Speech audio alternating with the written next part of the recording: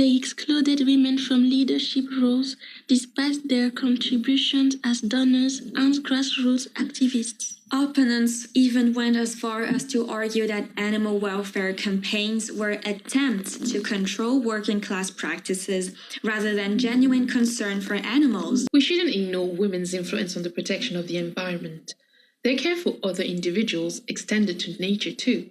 We can think about George Sand when talking about this. She advocated against deforestation to save the trees of the forest of Fontainebleau. Oh, I went there for a walk with my friends last summer. I understand her. The trees are breathtaking there. Won't have taken you for a nature lover. Yes, I am. I invited you too, remember?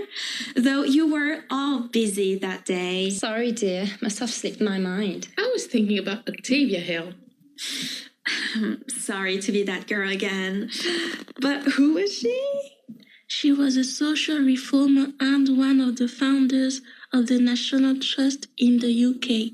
She worked hard to protect green spaces. The National Trust still exists today. She also coined the term green belt in 1875 when she tried to save the She also coined the term green belt in 1875 when she tried to save the Swiss cottage fields from development. You've probably heard of this term, right? I do. Isn't it a space around a city where you can't build anything? That's right. How do you know about it?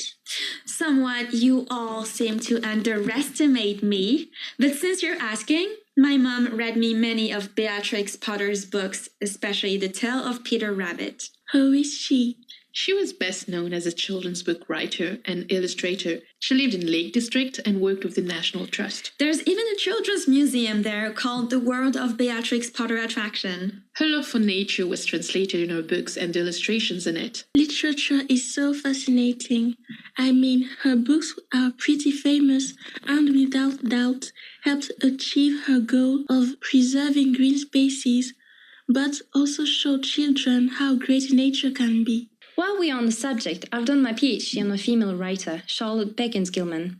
Just like Potter, she used literature as a vehicle to spread awareness. The one who wrote The Yellow Wallpaper in 1892, right? Yes, but Catherine probably focused on Herland from 1915. The utopian novel about an all-female vegetarian society? That's right. I just remembered something about the Greenbelt lands. In the 2000s, there was an issue with Pinewood Studios. They wanted to build filming studios in Buckinghamshire, just like in Hollywood. Let me guess, it was classified as a greenbelt land. Precisely. It is truly impressive how women had such an impact on these causes when they hardly had the right to vote. Yes, but it's not black and white. We must not forget that these women were able to have an influence, had a social standing. They were not poor working class women.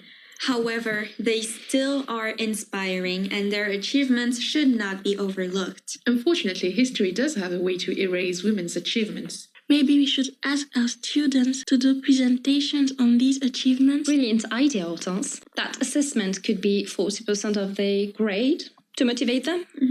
Moreover, I'm pretty sure they'll touch on things we do not know about. Teachers too can learn new things. Also, what about letting them choose our next subject? By now, I bet they are curious and know what they want to learn. Yes, let's do that.